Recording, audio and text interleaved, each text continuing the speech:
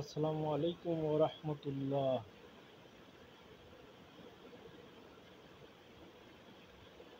আলহামদুলিল্লাহ, আপনাদের সকলকে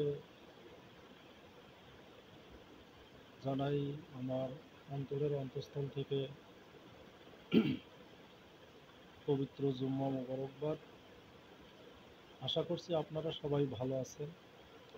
আলহামদুলিল্লাহ, আল্লাহর রহমতে আমিও অনেক ভালো আছি। তো আজকে কিছু কথা বলার জন্য আমি ভিডিওটা সাধারণত পোস্ট করেছি। আমার কিছু কথা বলার জন্য আমি এখানে এসেছি। তো আমার কথায় যদি কেউ কষ্ট পেয়ে থাকে তাহলে অবশ্যই আমাকে ক্ষমা দৃষ্টিতে দেখবেন, ইনশাআল্লাহ।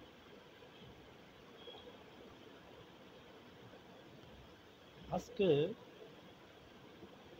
মুসলিম বিশ্বের যে একটা অরাজকতা সৃষ্টি হয়েছে, বিশেষ করে ফিলিস্তিনে যে সমস্যাগুলো তৈরি হয়েছে, বিশেষ করে নারী, শিশু এবং সম্মিলিতভাবে অর্থনৈতিক দিক থেকে, খাবারের দিক থেকে, ওষুধের দিক থেকে, চিকিৎসা শাস্ত্রের দিক থেকে, সব দিক থেকে তারা অবহেলিত অবস্থায় আছে। বিদিনরা তাদেরকে এমনভাবে বিপদে রাখছেন, তারা না পারতেছে খাইতে, না পারতেছে চলতে। এমনকি শিশুদের অবস্থা দেখলে আপনারা শিশুদের অবস্থা দেখেছেন।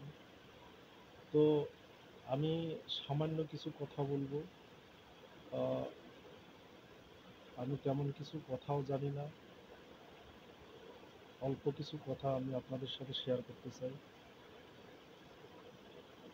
এই মুসলিম বিশ্বে রসুল সাল্লাহ আলাইসাল্লামের যখন আবির্ভাব হলো, রসুল সাল্লাম যখন নবুয়ত পেলেন, তখন মুসলিম জাহানের নেতা হিসেবে রসুল সাল্লামকে সবাই মেনে নিত, মুসলমানেরা। আবার রসুল সাল্লাহ সাল্লাম দীর্ঘদিন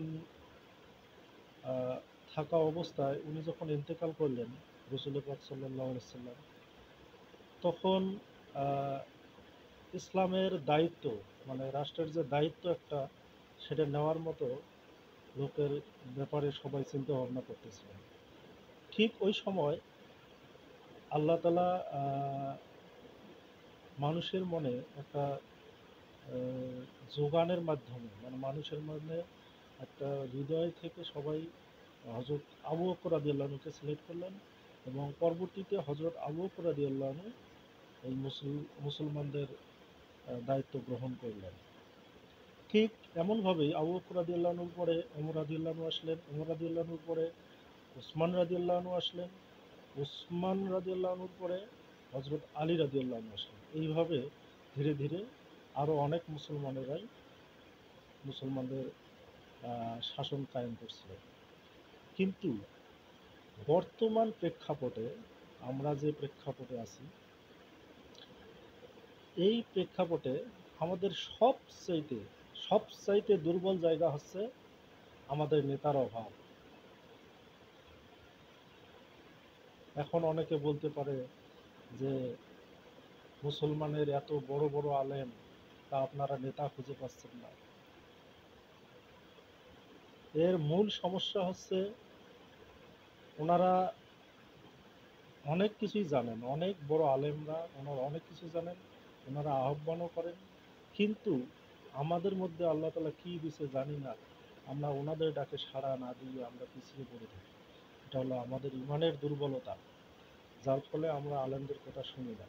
আজকে যদি আমরা আলেমদের কথা শুনি, কোনো নেতা হিসেবে, একজন মুসলিম নেতা হিসেবে নেতাকে মানতাম, তাহলে সারা বিশ্ব কেঁপে যাইত, কোনোদিনও ফিলিস্তিনের উপর আঘাত হানতে পারত না।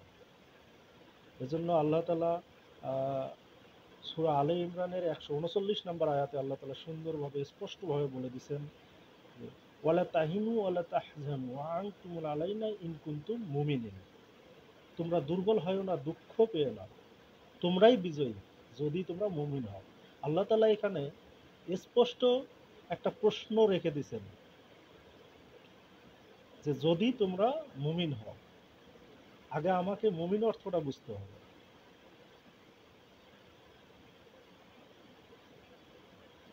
আমরা ইমানদার, ঠিক আছে, আমরা মুসলমান, এটাও ঠিক আছে, কিন্তু আমরা মুমিন নাকি এটা আমাকে প্রশ্ন করেন, নিজেকে প্রশ্ন করেন। এই মুমিন না হওয়ার কারণে আজকে আমরা ফিলিস্তিনের এই অবস্থা দেখতেছি। আজকে যদি আমরা মুমিন হইতাম তাহলে ফিলিস্তিনের এই অবস্থা থাকতো না। আজকে রসুল সাল্লাহ ইসলাম যদি জীবিত থাকতেন, আর উনি যদি মক্কায় থাকতেন, আরবের মধ্যে যদি থাকতেন, মক্কা মদিনার মধ্যে যদি থাকতেন, উনি সরাসরি ফিলিস্তিনের মধ্যে লোক পাঠাইতেন। হয় উনি নিজে সশরীরে আসতেন, নাহলে লোক পাঠাইতেন, যে কোনোভাবেই হোক ফিলিস্তিনের একটা ব্যবস্থা উনি করতেন। আজকে মুসলিম বিশ্বে যদি একজন মুসলমান পুরা বিশ্ব পুরা বিশ্বটাকে শাসন করার মতো, মানে পুরা বিশ্বটাকে ধরিয়ে রাখার মতো, ইসলামকে সুন্দরভাবে পূর্ণাঙ্গভাবে জীবিত রাখার জন্য যদি একজন নেতা থাকতো, তাহলে আজকে আমাদের এই ফিলিস্তিনের এই সমস্যার সম্মুখীন হতে হতো না। তো মুসলিম ভাইদের কাছে আমার অনুরোধ, আমরা শুধু এখন একটাই কাজ করতে পারতেছি, সেটা হচ্ছে দোয়া। তো আমাদের উচিত একজন নেতা তৈরি করা। আপনি আপনার পরিবারে 5 জন পরিবারে নিয়ে আসেন, ওই পরিবারের নেতা আপনি। আপনাকে ঠিক হতে হবে, আগে আপনি মুমিন হন, তারপরে আপনার পরিবারের যতজন আছে সবাইকে মুমিন বানান। এইভাবে ধীরে ধীরে আপনার গ্রাম, আপনার শহর, আপনার সারা দেশ ব্যাপী সবার ঘরে ঘরে যদি নেতা তৈরি হয়, পরবর্তীতে সকল নেতা সম্মিলিতভাবে একজন নেতা তৈরি হবে, তখনই ইসলাম কায়েম হবে, তাছাড়া সম্ভব না। ইসলাম কায়েম করতে হলে আপনার ঘরে আপনাকে নেতা সাজতে হবে। আগে আপনি নিজেকে নেতা বানান, আগে নিজের মধ্যে ইসলাম কায়েম করেন। নিজের মধ্যে ইসলাম কায়েম না করা পর্যন্ত, নিজের ঘরে আপনি নেতা না সাজা পর্যন্ত আপনি রাষ্ট্রের জন্য কিছু করতে পারবেন না। যখন ঘরে ঘরে নেতা তৈরি হবে, সকল নেতা সম্মিলিতভাবে একজন নেতা তৈরি হবে, তখনই হবে রাষ্ট্রের ইসলাম কায়েম হবে, তখনই রাষ্ট্রের মধ্যে। তাছাড়া রাষ্ট্রের মধ্যে ইসলাম কায়েম করা সম্ভব না। যারা ইহুদির দালালি করবে, যারা খ্রিস্টানের দালালি করবে, যারা বিধর্মীদের দালালি করবে, যারা মুশরিকদের দালালি করবে, সেটা তো ব্যতিক্রম, ওরা তো করেই যাবে। কিন্তু আমাদের উচিত যেটা, আমি মুসলমান, আমি মুসলমান, আমার মুসলমান হিসেবে আমার যতটুকু কাজ আমাকে সেটা করতে হবে। সেটা আপনার পরিবারে সুন্দরভাবে, সর্বপ্রথম কাজটা হলো আপনার মধ্যে আগে ইসলাম প্রতিষ্ঠিত করতে হবে। আপনার মধ্যে ইসলাম প্রতিষ্ঠিত করতে হলে আপনার কি কাজ করতে হবে? পড়াশোনা করতে হবে, কোরআন শরীফ সম্পর্কে জানতে হবে, কোরআনে কি আছে সেটা আপনাকে জানতে হবে। কোরআনের প্রত্যেকটা আয়াতে আল্লাহ তাআলা বর্ণনা করছেন সুন্দরভাবে দৃষ্টান্তমূলক কিছু জিনিস। আপনি আপনাকে প্রতিষ্ঠিত কেমনে করবেন, আপনার চলাফেরা থেকে শুরু করে রান্নাঘর থেকে রাষ্ট্র পর্যন্ত সব কিছু বিষয় আল্লাহ তাআলা কোরআনে উল্লেখ করেছেন। তাহলে এই কোরআনকে নিয়ে যদি আপনি চলাফেরা করেন, ইনশাআল্লাহ এই বাংলা না সারা বিশ্বের মধ্যে ইসলামী রাজ কায়েম হবে।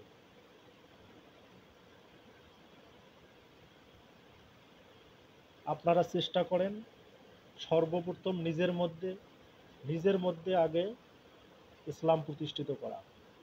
আমি যদি ইসলাম নিজের মধ্যে প্রতিষ্ঠিত করতে পারি, ইনশাআল্লাহ এই বাংলার জমিন থেকে শুরু করে সারা পৃথিবীর মধ্যে মুসলমানদের রাজ কায়েম হবেই হবেই হবেই, আল্লাহ তাআলা দিবেন।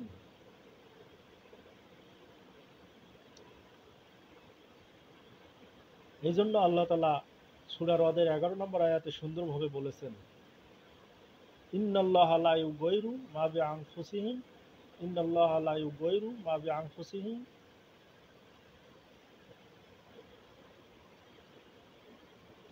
আমার আয়াতটা সঠিকভাবে আসতেছে না, একটু সরি, এই জন্য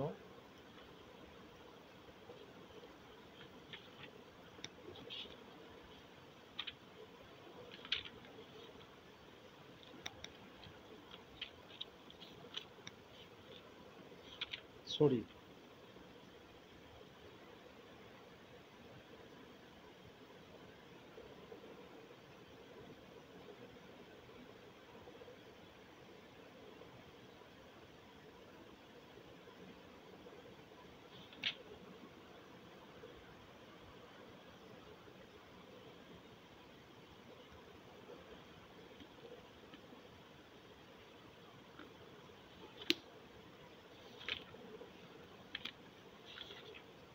শরীক।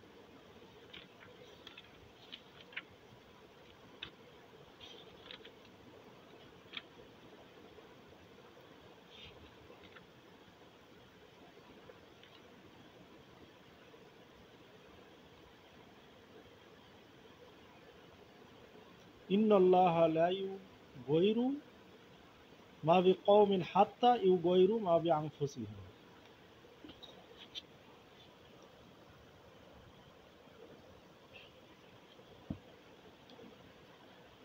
ইন্নাল্লাহা লা ইউগাইরু মা বিকওমিন হাত্তা ইউগাইরু মা বিআনফুসিহিম।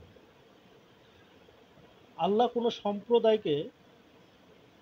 সম্প্রদায়ের অবস্থা পরিবর্তন করেন না যতক্ষণ না ওরা নিজেদের অবস্থা পরিবর্তন করেন। তাহলে আমরা যদি আল্লাহ তাআলা সুন্দরভাবে বলে দিয়েছেন যে আল্লাহ কোনো কওমের অবস্থা ততক্ষণ পরিবর্তন করেন না যতক্ষণ সে নিজে থেকে পরিবর্তন না করে, তাহলে আমাদের এই পরিবর্তন হওয়ার জন্য আগে নিজেকে তৈরি করতে হবে। আল্লাহ করে দিবেন না, আমার ভিতরে অনুভূতি থাকতে হবে। আমি নিজে যে পরিবর্তন হব, এই পরিবর্তনটার জন্য আমার অনুভূতি থাকতে হবে। আমি সারাক্ষণ যদি চিন্তা করি যে আমি পরিবর্তন হব, আমি নিজেকে পরিবর্তন করব, তাহলে অবশ্যই পরিবর্তন হবে। প্রত্যেকটা ব্যক্তির উচিত হলো নিজেকে নিজে পরিবর্তন হওয়া, তাহলেই সম্ভব ইসলাম কায়েম করা।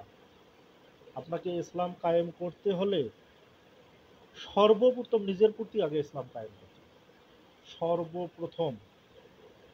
আর কোনো অপশন নাই। আপনি সঠিক হন, তারপরে ধীরে ধীরে এটা বিস্তার করেন, ইনশাআল্লাহ ধীরে ধীরে সবার মাঝে বিস্তারিত হবে। আজকে ফিলিস্তিনের দিকে তাকালে মনটা ভেঙে যায়। শিশুরা কিভাবে নির্যাতিত হচ্ছে, বাড়ি নিয়ে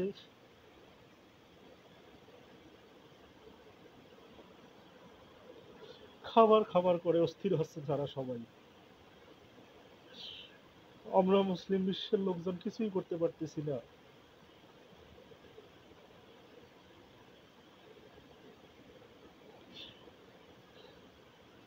আজকে যদি আমাদের মাঝে রসুল বেঁচে থাকতেন, নিশ্চিত একটা ব্যবস্থা গ্রহণ করতেন,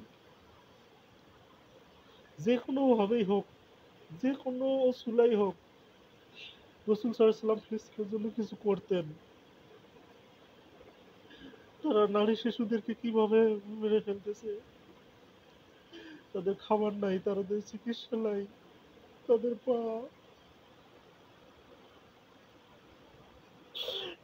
একটা বাচ্চার দেখি যে গলা থেকে মাথা পর্যন্ত নাই, ধর পড়ে আছে। আর একটা বাচ্চার দেখি পায়ের অবস্থা খুবই খারাপ।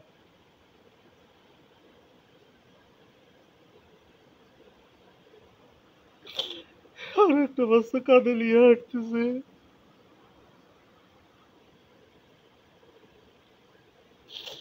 রাসূল সাল্লাল্লাহু আলাইহি ওয়াসাল্লাম যদি আজকে থাকতেন,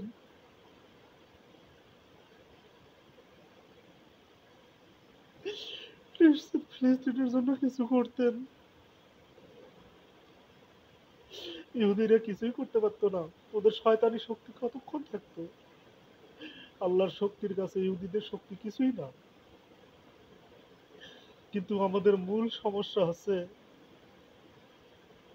আমরা মুমিন হইতে পারিনি, যার কারণে আজকে ফিলিস্তিনকে মার খাওয়া লাগতেছে। আমরা যদি মুমিন হইতাম, আর আমাদের যদি একজন নেতা থাকতো, এই মুসলিম বিশ্বের মধ্যে একজন নেতা তৈরি হয়নি, একজন নেতাও তৈরি হয়নি যা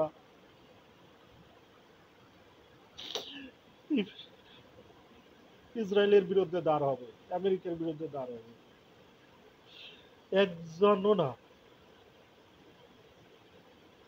আমাদের মধ্যে ইমানের অনেক সমস্যা আছে। আমাদের আমরা সারা বিশ্বের মধ্যে মুসলমানরা অনেক মিছিল করতেছি, মিটিং করতেছি, অনেক কিছুই করতেছি, কিন্তু আমরা একজন নেতা তৈরি করতে পারতেছি না। সকল মুসলমান রাষ্ট্র যদি এক হয়ে যে কোনো একজন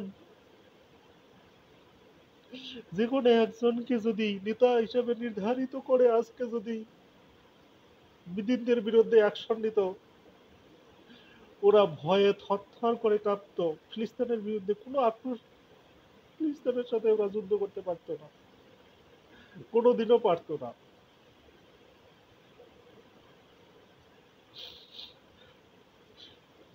কিন্তু আমাদের মুসলিম রাষ্ট্ররা এক হইতে পারতেছে না। আমাদের মুসলিম রাষ্ট্ররা যদি এক হইতো, এই সব মিলিত মুসলিম রাষ্ট্র মিলে যদি একজন নেতা নির্বাচিত করত, এই একজন নেতার কথায় যদি আমরা ওই বিদিনদের বিরুদ্ধে রুখে দাঁড়াইতাম, তাহলে আজকে ফিলিস্তিনের এই সমস্যা হইতো না। আমরা অবশ্যই ফিলিস্তিনকে ওই বিদিনদের হাত থেকে রক্ষা করতে পারতাম। তো মুসলিম ভাইরা, আমি আর বেশি কিছু বলতে চাই না।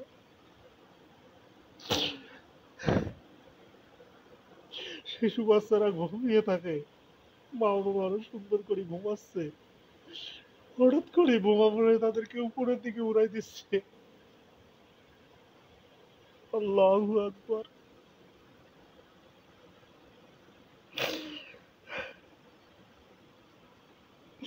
আল্লাহ আমাদের মাঝে একজন নেতা তৈরি করে দেন, যার কথায় আমরা সবাই তার পিছে ছুটবো, তাকে, তার পিছে ছুটে আমরা ইসলামের বিজয়, আমরা ইসলামের বিজয় নিয়ে আসবো। ইয়া রব্বুল আলামিন, আমাদেরকে ধৈর্য ধারণ করার তৌফিক দান করুন, আমাদের একজন নেতা তৈরি করার মতো তৌফিক দান করুন। সারা বিশ্বের মধ্যে এত বড় বড় আলেম অনেক বড় বড় বক্তৃতা দিচ্ছেন, আলহামদুলিল্লাহ, অনেক ভালো লাগে। আপনাদের জন্য ইসলামগুলো প্রতিষ্ঠিত হয়ে আছে পৃথিবীর মধ্যে, কিন্তু আপনাদের মধ্য থেকে একজন নেতা তৈরি হচ্ছে না ফিলিস্তিনের পক্ষে সম্মিলিতভাবে দাঁড়ানোর জন্য। একজন নেতাও তৈরি হচ্ছে না। আল্লাহ,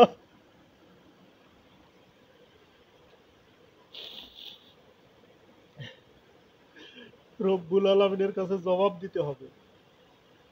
আমি সহ প্রত্যেক মানুষকে জবাবদিহি করতে হবে যে ফিলিস্তিনে যখন নারী, শিশু, সাধারণ মানুষেরা যত নির্যাতিত হইতো, তখন তোমরা কি করছিলা? আমি শুনছিলাম রসুল সাল্লাল্লাহু সাল্লামের একটা হাদিস আছে, যদি কোনো মুসলমান ভাই, কোনো মুমিন ভাই, কোনো ইমানদার ভাই, কোনো মুসলিম ভাই যদি আপনার বিপদে পড়ে, হামাগুড়ি হলেও সেখানে গিয়ে তাদেরকে উদ্ধার করার চেষ্টা।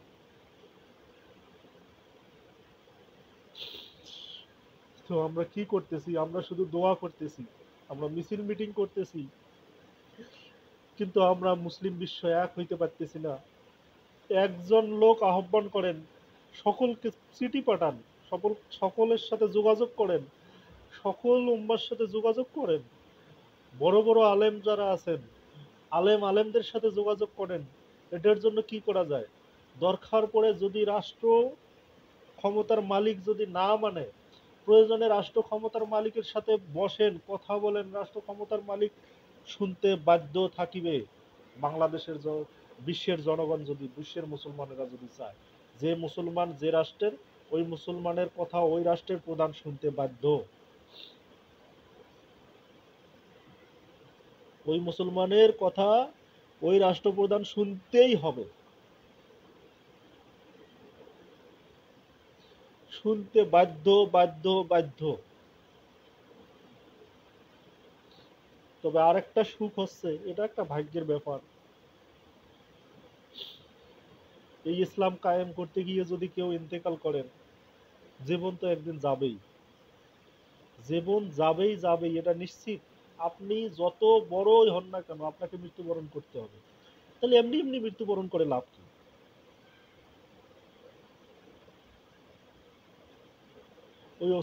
ওই অসুলায় যদি আল্লাহ তালা কোনোভাবে মানুষকে জান্নাতে নিয়ে যায়, এটা একটা সৌভাগ্যের ব্যাপার। আপনারা একটু এক হয়ে সারা বিশ্বের মুসলিম নেতাদের সাথে কথা বলে আপনারা ফিলিস্তিনের পক্ষে কিছু করেন, পারবেন, আপনারা করতে পারবেন, আল্লাহ তালা আপনাদের মাধ্যমেই করাবেন। আমাদেরকে ডাক দেন, আমরা সাধারণ মুসলিম যারা আছি, আমাদেরকে ডাক দেন, ইনশাল্লাহ আমরা সব সময় আপনাদের সাথে থাকবো, যে কোনো মুহূর্তে আমরা প্রস্তুত আছি ইনশাল্লাহ। আমার কথায় যদি কেউ কষ্ট পেয়ে থাকেন, এই জন্য সকলের কাছে আমি ক্ষমা চাচ্ছি। আমার কথায় কষ্ট নেবেন না, কারণ ফিলিস্তিনের অবস্থা দেখে আমরা কত শান্তিতে আছি এটা ভেবে খুব কষ্ট লাগে, খুব কষ্ট লাগে।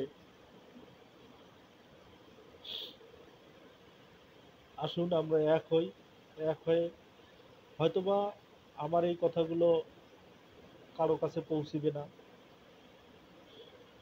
তবে আমি চেষ্টা করলাম পৌঁছানোর জন্য। বাকিটুকু আল্লাহ তাআলার কাছে দিলাম। আল্লাহ আমাদের সকলকে মাফ করুক, আমাদের সকলকে হেফাজত করুক। আল্লাহ তাআলা ফিলিস্তিনের শিশু, নারী এবং ফিলিস্তিনের লোকদেরকে, ফিলিস্তিনের সেনাদেরকে সকলকেই আল্লাহ তাআলা হেফাজত করুক। আর বিধিদেরকে আল্লাহ তাআলা যদি হেদায়েত দেন আলহামদুলিল্লাহ, আর যদি হেদায়েত নসিবে না থাকে আল্লাহ তাদের ধ্বংস করে দিন। আল্লাহ আল্লাহ মুসলমানদেরকে রক্ষা করুন রব্বুল আলামিন।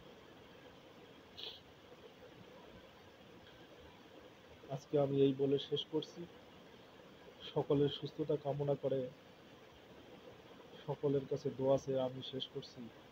আসসালামু আলাইকুম ওয়া রাহমাতুল্লাহি ওয়া বারাকাতুহু।